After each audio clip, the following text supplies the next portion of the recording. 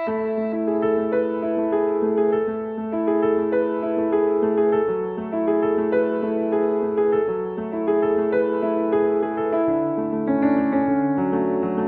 Shanti Moore, Charge d'Affaires of the Embassy of the United States of America here in our capital city and in our country. Thank you very much. Mr. David Billing, Acting Resident Representative of USAID for the Eastern Caribbean and the Southern Caribbean. Thank you. In his absence, let me recognize Mr. Gerardo Noto, Acting Resident Representative for the UNDP, who I am advised could not be with us, but who is very ably represented by Madam Sharifa Ali Abdullah, Assistant Resident for the UNDP here this morning, and we thank you for your presence as well. Permanent Secretary of the Ministry of National Security, the very hardworking and committed Mr. Gary Joseph, other senior ministry officials, specially invited guests, distinguished ladies and gentlemen. It is, like for the others who have addressed us this morning, indeed a great privilege and a pleasure to be a part of this formal signing ceremony to launch the CARISECURE 2 project. This project is yet another installment and example of the deep partnership that we share with the United States of America in supporting our efforts in Trinidad and Tobago to build capacity in the area of crime and criminality and resistance, more specifically resistance and resilience to it. In particular, this project is targeted at and intended to deal with the scourge of human trafficking, one of the many issues that this world and this country is confronted with. It is important that we continue, as has been adumbrated by Charge d'Affaires Moore. It is important that we continue to collaborate and to work with you as our international friends and partners, for it is the only way that we know to defeat the kind of criminality, particularly that element of it that is of a transnational nature. It's only in collaboration we could do that. The USAID and the UNDP bring to us vast global experience in developmental programming, capacity building, and international best practice to support the fulfillment, our fulfillment of the UN sustainable goals, some standards set by the UN for all of us who are part of that system to bolster our citizen security and for the general well-being of the populations that we are from time to time called upon to lead. And for this, we in Trinidad and Tobago are particularly grateful. We feel confident at our end that you will be able to report our collaborative spirit to your principals, to your governments, our enthusiasm and our responsiveness to the ideas that you share.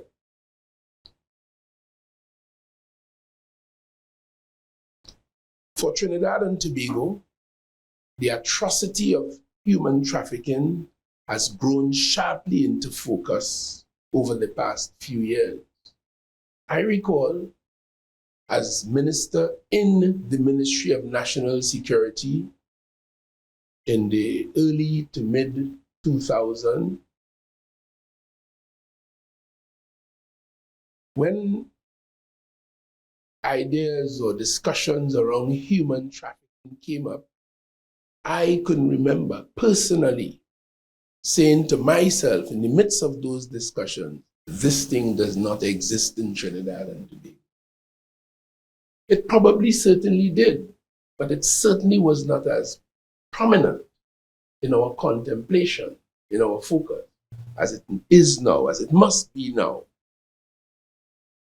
Less than a decade ago, the incidents of trafficking in persons were few and far between. Economic hardship around the world has led to mass migration, something that we in this region, something that the world, in Europe, in Africa, all over the world, is having to grapple with. This has resulted in desperate and vulnerable persons finding themselves on the move, leaving the comforts of their homes, their lands of birth, their cultures, and to venture off and afar, looking for an ease, a better life. And this problem has created the opportunity for those engaged in this horrific business of human trafficking, modern day slavery in many cases, to capitalize on this vulnerability and this state of affairs in very organized and serious ways. And that is the response. Ours is a response to all of that. In light of this, Trinidad and Tobago has had to expeditiously scale up our operational capabilities across all agencies, particularly with respect to and emphasis upon the 3 Ps as we have learned and understand them: prevention, protection, and prosecution. Although these priority areas are largely led by the Ministry of National Security, we recognize that many ministries and agencies carry cross-cutting responsibilities in the fight against trafficking in persons. Therefore, a comprehensive whole of government and whole of society response is required if we have to stand any chance of being effective in our resistance to it.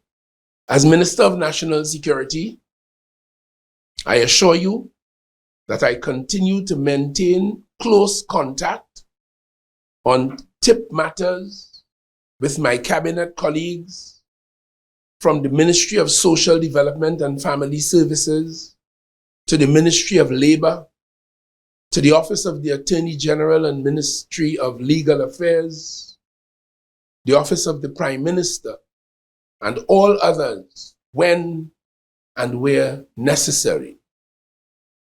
As part of our National Action Plan against trafficking in persons, specific attention is given to training and sensitization across all frontline agencies. I was very pleased, as I promised up to last week at another forum, similar in its thrust to this.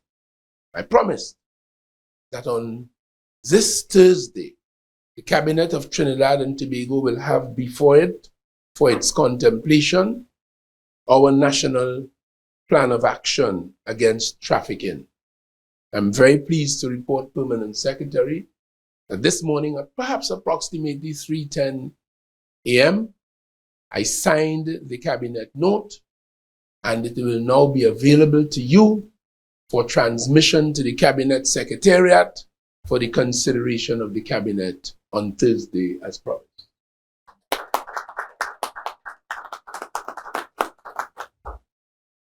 It was one of the issues that stuck up as a sore thumb in the US State Department's report, in the last report for 2022 and the one for 2021, both of which we had to grapple with and are still grappling with, and I use the word grapple inside. Community outreach programs are conducted routinely to sensitize the public and to be able to, so that they would be able, all of the society, as we said, so that they would be able to identify and report on potential incidents of human trafficking, and as well to understand the risks of ignoring and encouraging such criminal activities in their respective communities. This strategy seeks to engage the public to support our national efforts in reducing demand and supply and bring the perpetrators before the courts. You must, while present in Trinidad and Tobago, take note that in high and peak season, peak time, immediately after the news at 7 p.m., you would hear advertisements from the Ministry of National Security dealing with the business of trafficking in persons, sensitizing the national community. That activity costs a lot of money to advertise, and peak time does cost some money, but we do it because we understand when the Trinidad and Tobago society is a captive audience looking at news for whatever they might be interested in, we take the opportunity in the sensitization effort of which I've just spoken. Many years ago, while as minister in the Ministry of National Security, I had the benefit of traveling to the US and inviting a group of US citizens involved in rehabilitation of persons in the penal system, for which I had direct responsibility as minister. And I encountered a truthful experience. One of the mentors in the program, one of the coordinators actually, when he came to Trinidad, he told us that he was based in New York, and he told us he had just come from Texas a couple of days before he landed in Port of Spain. And it was one of the most horrific experiences that he had engaged in that work in all of his, by then, 25-year career. It stuck in my mind because he told us of a case where a young man, very young man, perhaps no more than about 22 years, found himself as part of a gang, and they went on an exercise one night around 11 o'clock, where they lurked in the dark in some place close to a hospital where workers would flow at the end of their shift or whatever. And it occurred on that occasion that his mother, who was a nurse at that hospital, she was coming through an area where they were lurking, and the gang pounced upon the woman. In the course of that event, he realized that the woman was his mother. But because of the lure and the groupie influence in the gang and the activity at the time, notwithstanding that he recognized that it was his mother, the young man persevered and continued with his colleagues a sexual attack. Yeah. Of course, she too recognized him, cried out to him. And believe it or not, based on the report that came to us, he repeated his action to demonstrate to the gang how tough he was.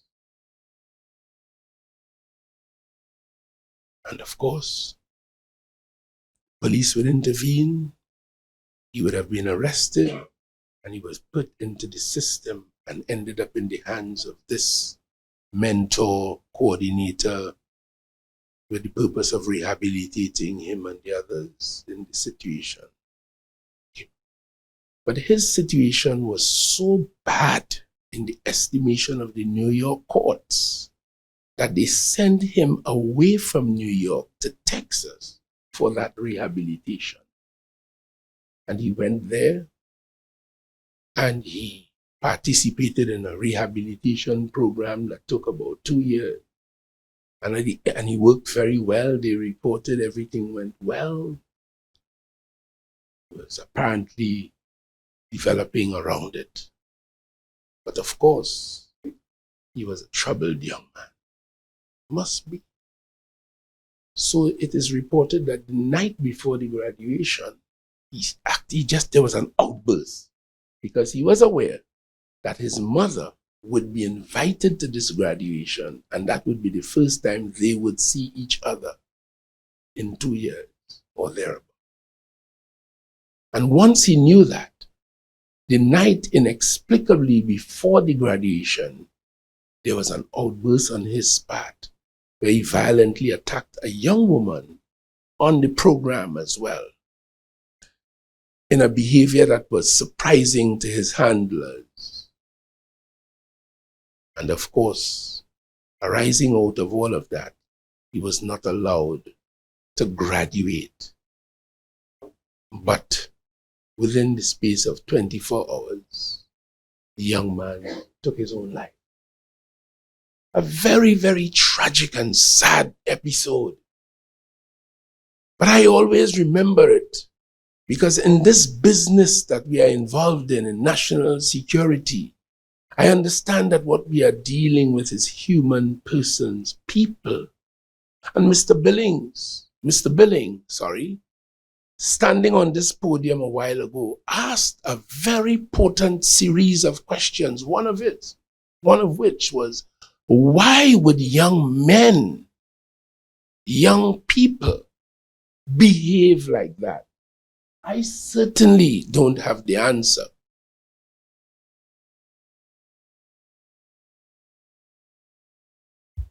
What we do have an answer to is, and very clearly, is what young people, young men ought not to do or ought not to be.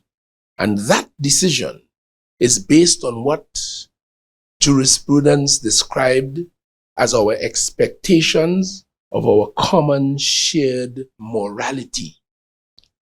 In every society, in every family, in every country, and in the entire human family, somehow or the other, unwritten, there's a code and understanding of a common shared morality by which we are supposed to live. And anything outside, above, beyond, below that is anathema to this common shared morality.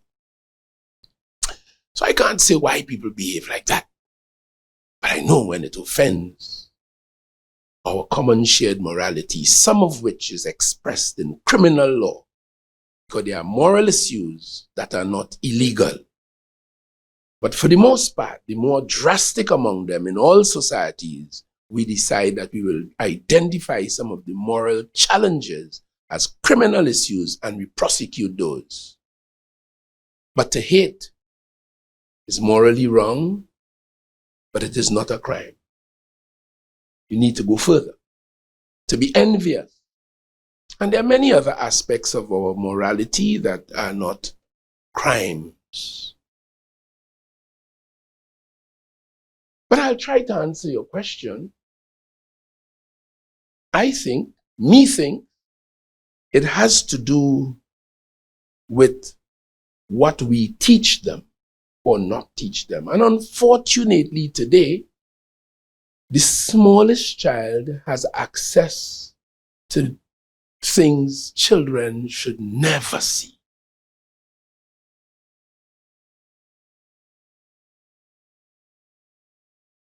Largely true, social media. At age 66, sometimes I balk and jump and I'm embarrassed at some of the things I encounter on social media. And to think that an 8-year-old A 7-year-old, a 9-year-old is fed with this on a daily 24-hour basis. Partly explain why they become so numb, why they become so disrespectful of women, of adults, of senior citizens, of children their years and younger. Why they become so violent. You know, the children today cannot avoid obscene language. Every movie, every cartoon pours it into their little souls. It's like nothing. In the songs, in everything. So there's a lot that offends our common shared morality happening in the world, and it is affecting our children. I listened on Sunday to Garth Sinclair's program, a program that deals with rehabilitation from all kinds of addictions, sponsored by the Ministry of National Security, largely sponsored by the government. But I chanced to listen on last Saturday about a program. He was dealing with the addiction of pornography. And that is an issue by itself. He had a victim of it speaking about his experiences around it. And of course, finally, in my venture at what might be the causes, I'm only trying to answer your very searching inquiry. There's a spiritual dimension, and there's a Calypsonian called Ra Shorty Eye, a Rasta man like me. He has now passed, but he left a legacy of philosophy and thought and intellect and human understanding in a body of calypso. And he has a song, I can't remember the name of the song, but the chorus line says, they push the creator out.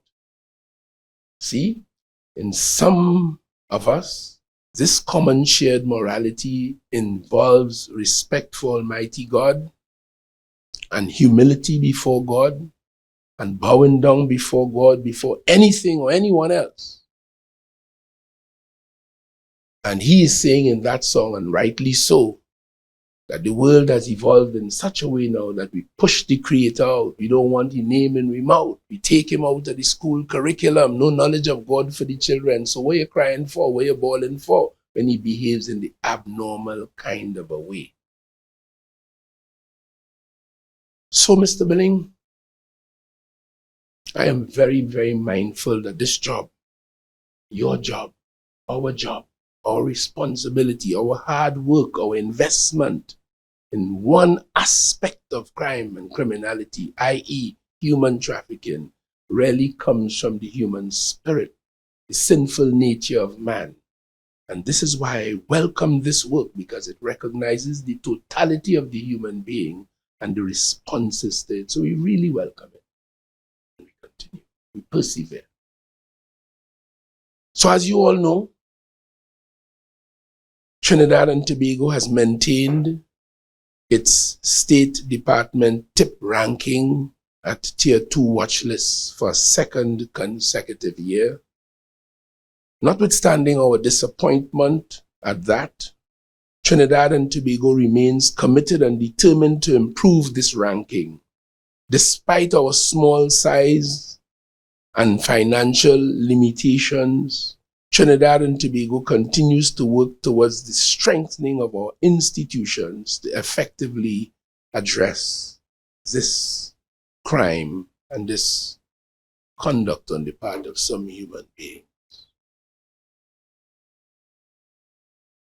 And based on the assessment, all of my reading and understanding of it, what we as a nation must do is to demonstrate our best efforts in responding to a problem that we all agree exists all over the world, is transnational in its orientation. And all you ask of us as a country, all countries in this system, is to demonstrate not sloth, not lethargy, not uncaring, not disregard, but to do all that we can as a country to assist the rest of the world in dealing with this international challenge.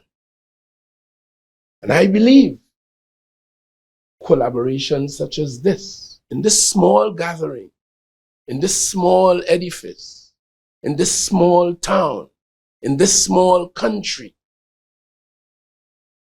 should demonstrate our commitment to supporting the world effort in dealing with this. We will continue in this regard. I give you the assurance. The government, through the Office of the Attorney General and the Ministry of Legal Affairs, has made resources available to the judiciary to expand the criminal court system with more courtrooms, 71 more, and more judges, from 32 to about 67 puny first instance judges, and from 12 to 15 Court of Appeal judges. We, the government, understanding the importance of the role of the judiciary in dealing with this problem, have over the last few years provided the judiciary, independent and separate from the executive that it has to be, with the resources to improve its work in the contribution of Trinidad and Tobago in this fight. So when I talk about doing all that we reasonably can, I speak truthfully and confidently. We've done that.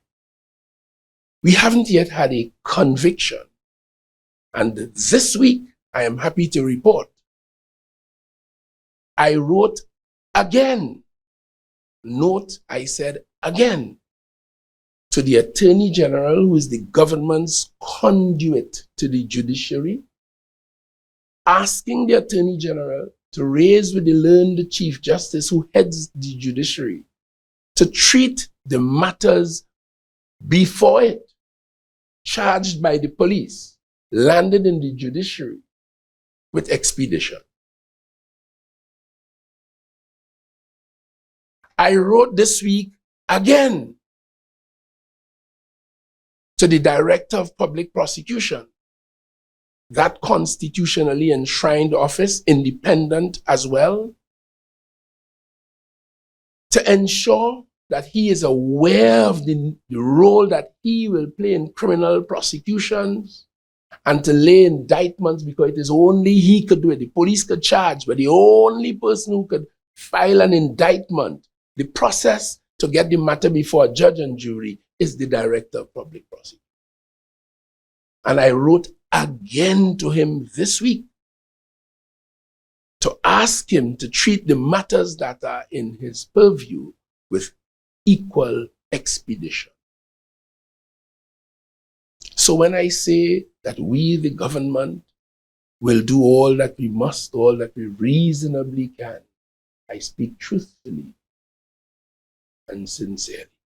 As minister, I undertook to chair a bi-monthly multi-stakeholder TIPS working group meeting, and at that forum, updates are provided, challenges are made known, achievements are highlighted and documented, and every one of them is forwarded to the United States Embassy in Port of Spain, small, medium, and large, for transmission to our assessors in the State Department.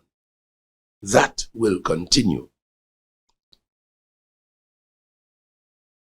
And any items of progress in respect of the recommendations in the last TIP report. One of the significant challenges we continue to face, as I indicated a while ago, is the lack of convictions, and that I have pursued in the way I have just described. So it is my hope that this CARISECURE project would assist in overcoming that prosecution hurdle by strengthening our technical capacity in key agencies responsible for facilitating justice in a timely and effective manner, An exciting element of this project that we are looking forward to is the engagement of a tip advisor, an expert, a professional who will, as you are wont to do, share with us best practice and the means, the ways and the means in which we can do what we are set out to do. And I am very happy to have learned that we are now, as I like to describe it, in a very advanced state in respect of getting that person on board. The UNDP anticipates that it could take another few months before it is settled, so they wisely and admirably and thankfully decided that they will put an interim arrangement in place, pending finality in that regard. And we are more than grateful, more than grateful. So we are looking forward to that. And I'm confident that with the provision of this technical support, Trinidad and Tobago will meet our international targets, and we will continue to bolster our response to combat and eliminate the scourge of human trafficking. We want to boast to the rest of the region. We want to boast to the world that we, Trinidad and Tobago, small as we are punching at our weight and contributing as a nation to dealing with this problem.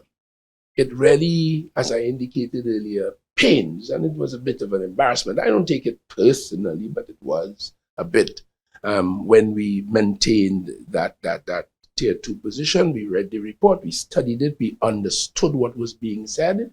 We have vowed as a consequence to improve on the areas that we were commended on, and the strengths, we will further strengthen them, and certainly work on the areas of recommendation that we are supposed to. And we are looking forward to this because, of course, as you know, that kind of ranking has implications for 1,000 other things in Trinidad and Tobago, which we can do well without. In closing, on behalf of the government of the Republic of Trinidad and Tobago, and on behalf, more specifically, of the Ministry of National Security, I would like to extend again my profound and sincere gratitude to the government of the United States of America, to USAID, to UNDP, for your ongoing efforts and collaboration with us on these issues. And we, in Trinidad and Tobago, look forward to continued technical cooperation on similar programs to strengthen capacity for the safety and security of our nation, our citizens. Those of you who join us, as you have done, to work with us, it is our only goal, our only ambition. For these reasons, I would like to thank you. There we go. Very much.